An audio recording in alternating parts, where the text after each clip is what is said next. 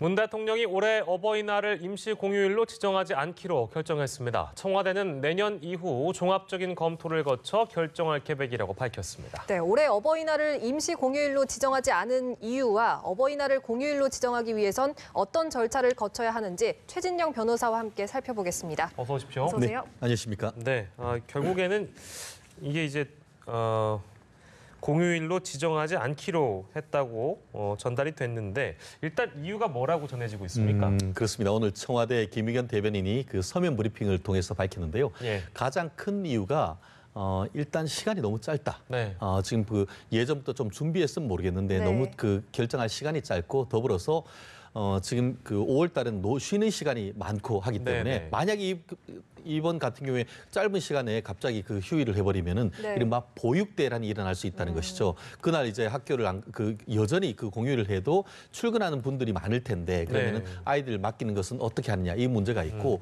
또 임시 공휴일을 저정하는 것이 경제적 효과, 이른바 소비 촉진을 위해서 하는 케이스도 적지 않지 않습니까? 예. 지난번 그 작년 추석 같은 경우에도 임시 공휴일을 해서 느렸던 것으로 제가 기억이 나는데 예. 이번 같은 경우에는 이미 그 공휴일이 많은 상태에서 짧은 시간 내에 이걸 하다 보면은 준비할 시간도 없고 예. 사실상 그로 인해서 소비 촉진 효과도 크지 않다 이런 이유를 밝혔는 것 같은데 네. 이 부분에 있어 가지고는 뭐 그 결국 그 대통령께서 그 국무위원회에 그 지시를 했고 실제로 국무총리인 이낙연 총리님이 각부 장관들의 의견을 모아서 지금은 조금 그 성급한 것 같습니다라는 의견을 받아서 청와대에서 결정을 했다고 하는데 네. 이 부분에 대해서는 어쨌든 아쉬움 얘기는 하는 사람도 있겠지만 그것도 또 받아들일 수 있다 그런 여론도 있는 것 같습니다. 네, 네. 말씀하신 것처럼 이번에 공휴일로 지정하지 않은 것에는 시간의 문제가 포함이 돼 있었는데 그래도 문 대통령이 후보 시절에 공약으로 제시를 했던 만큼 만약에 일찍 이 논의를 시작했더라면 조금 시간적인 문제는 해결되지 않았을까 이런 예측도 있는데 어떻게 보십니까? 그렇습니다. 문 대통령께서 하실 일이 참 많으신 것 같습니다. 네. 그러다 보니까 약간 후순위로 밀려났다가 이게 그 지난번 공약이 아니었냐 이런 얘기가 있었는데 실제 작년 대선 과정에서 작년 5월 달이었죠. 예. 본인이 이제 그 대통령에 당선될 경우에는 이 어버이날을 그 공휴일로 정하겠다 이렇게 얘기를 했고 네. 그 이유가 국민들이 가장 중요한 5월 달에 가정의 날인데 가장 중요한 날로 어버이날이라고 얘기를 하지만 네. 실질적으로 어버이날은 공휴일이 되지 않기 때문에 부모님들한테 미안한 날이다 이런 얘기를 했던 적이 있습니다. 네. 그러다 보니까 어떤 그 공약을 이행하기 위한 차원에서 이번에도 임시 공휴일로 지정하려고 하는 나름대로의 시도가 있었습니다만 여러 그 국민들의 여론과 어떤 여야의 의견을 반영한 결과가 있었기 때문에 네. 어쨌든 조금 아쉬울 수도 있습니다만 이번 기회 아직까지 뭐 그 몇 년 더 남아 있지 않습니까? 네. 그것은 이제 그게 뭐 당장 아니다 하더라도 예. 어떤 많은 그 용역이나 결과를 거쳐서 한다고 했기 때문에 그 부분에 대해서는 좀 더 지켜봐야 되는 부분이 있지 않은가 싶습니다. 예, 문 대통령의 그간 행보를 보면 공약이기 때문에 임기 내에 그래도 어버이날을 공휴일로 지정하지 않겠냐 이런 여론들이 많이 있는 것 같은데요. 그럼에도 불구하고 이게 뭐 부담이 된다 혹은 지정을 해야 되는 거 아니냐 의견이 좀 분분하네요. 인터넷 댓글이 폭발하고 있습니다. 예. 한마디로 찬성 의견, 반대 의견이 만만찮게 대립하고 있는 것 같은데요. 네네. 공휴일을 하는 것에 대해서 반대 의견 같은 경우에는 가장 큰 이유 중에 하나가 5월 달 셀러리맨한테는 정말 괴로운 날입니다. 예. 정말 나가야 될 돈이 정말 철철 흘러 넘치는 날인데 거기다 네. 더불어서 어버이날까지 공휴일로 되면은 정말 가게 이 부담이 너무 크다. 예. 그런 어떤 현실적인 이유가 있고 또 그 젊은 이 배우자들 같은 예. 경우에는 안 그래도 힘든데 이게 시어머니한테 다 가는 것도 현실적으로 어렵다. 그렇게 되면은 우리 그 시댁에 먼저 가야 되느냐 아니면 예. 친가에 먼저 가야 되느냐 이것 때문에 부부 싸움이 난다. 이런 그 현실적인 얘기도 있습니다. 네. 더불어서 이 그 공무원이라든가 대기업들한테는 축제일이 될 수가 있지만 예. 중소기업을 비롯해서 자영업자들 같은 경우에는 한마디로 그 그림의 떡일 수밖에 없다. 반갑지 않을 수도 있죠. 네. 공휴일이지만 오히려 빈부격차, 상대적 그 어떤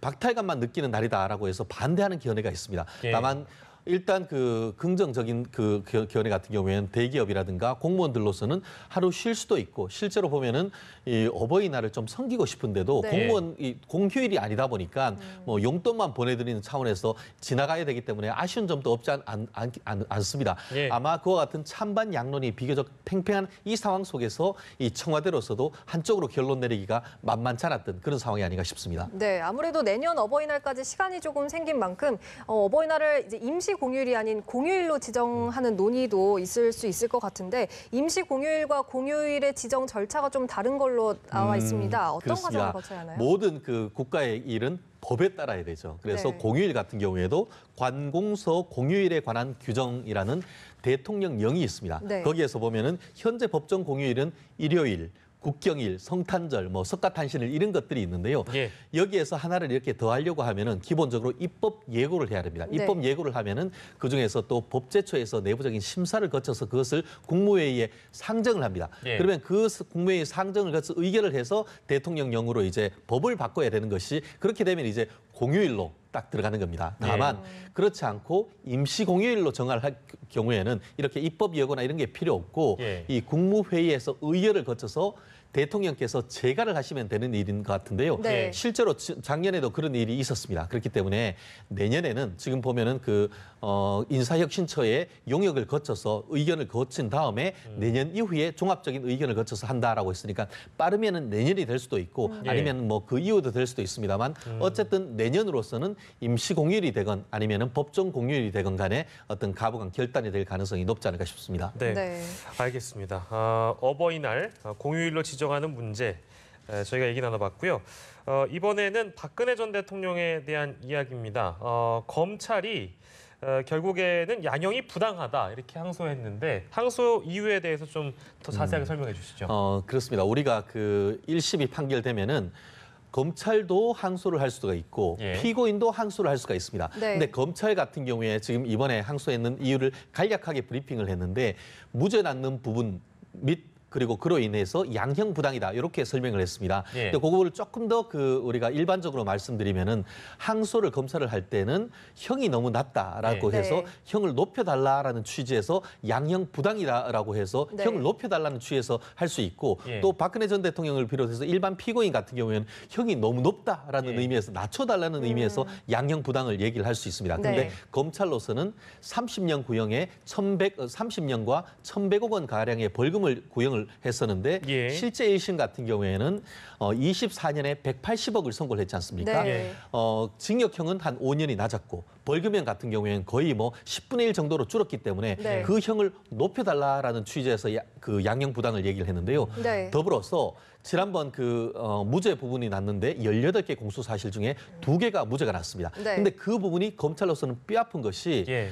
삼성과 관련해서 220억이 뇌물이면서 그 부분이 삼성의 경영권 승계와 관련된 부분에서 청탁을 하고 그 부분에 부당한 청탁에 대해서 호응해서 돈을 요청했다. 예. 이런 부분이 있었고 이른바 정경유착의 전역이다라고 했는 그 부분이 대부분 다 무죄 나와버렸습니다. 예, 예. 그러다 네. 보니까 그 부분 무죄에 대해서 사실을 오인 내지 어떤 법리 오해로 유죄로 해달라라는 취지로 얘기를 했고 그것이 유죄가 된다고 하면은 예. 형을 높여달라 이런 취지에서 양형 부당했다 이렇게 얘기하면 될 것 같습니다. 네, 네. 양형 부당을 좀 더 자세히 살펴보면요. 지금 박 전 대통령의 국정농단 사건 외에도 국정원 특수활동비 수수 또 공천 개입 문제로 재판을 받고 있는데 이제 양형이 더 추가가 될 수 있지 않느냐 이런 말도 나오고 있거든요. 그럼에도 불구하고 양형이 부당하다고 보는 건가요? 그렇습니다. 결국 검찰 같은 경우에는 사건별로 보는 것이지 종합적으로 다 보는 것은 아니라는 그런 취지인 것이죠. 예. 제가 그 아는 바로도 박근혜 전 대통령과 공범으로 그 되어 있는 그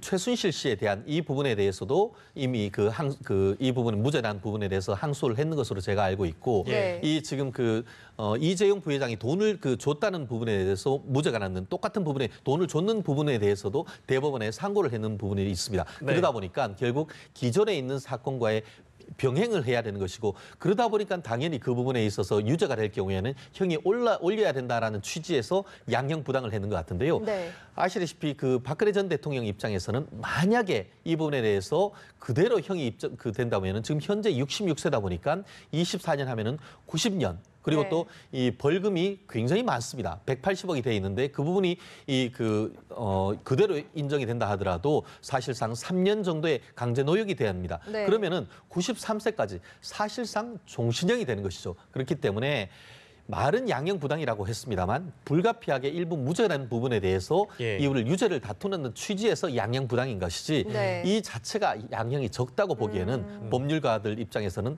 뭐 양형이 부당하다고 보기에는 현실적으로 그렇게 평가하기에는 어려운 점도 없지 않습니다. 네, 아무튼 검찰이 항소했기 때문에 피고인, 그러니까 박 전 대통령 측 의사와는 관계없이 2심은 자동적으로 진행이 될 텐데 박 전 대통령 측도 항소할 수 있다고 아까 말씀하신 것처럼 어떻게 할까요? 항소를 하게 될까요?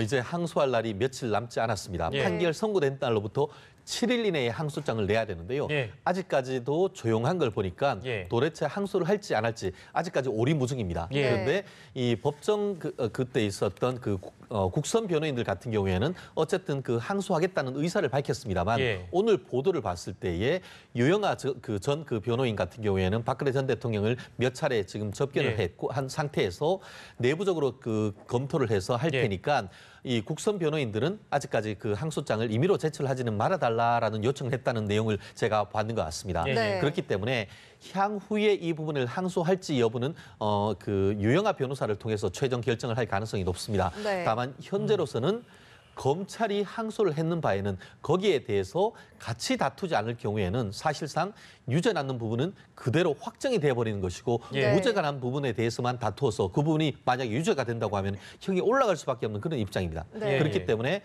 만약에 이 사건을 정치적인 어떤 프레임으로 통해서 계속 그는 대응하지 않는다라고는 그런 기조를 정할 경우에는 예. 항소를 하지 않겠지만 네. 그렇지 않고 지금 검찰이 항소했는 바에는 부득이하게 같이 항소할 가능성은 전 조금 더 높지 않을까 그렇게 생각을 합니다. 예. 네, 근데 박근혜 전 대통령이 벌금 180억 원을 선고를 받았는데 재산액이 벌금을 이제 내기에는 충분하지 않고 또 추징 보전도 돼 있는 상태라서 만약에 이렇게 되면은 3년의 강제 노역을 해야 한다라고 알고 있는데 이 부분은 적당하다고 보시나요? 그렇습니다. 이 부분은 어떤 의미가 맥락이 있냐면요. 네. 검찰이 1,100억 원에 대해서 이 벌금을 요청을 했고 실제로 그렇게 하면서도 몰수 추징에 대해서는 요청을 하지 않았습니다. 그리고 네. 실제로 180억을 선고를 하면서 법원도 추징 선고를 안 했는데요.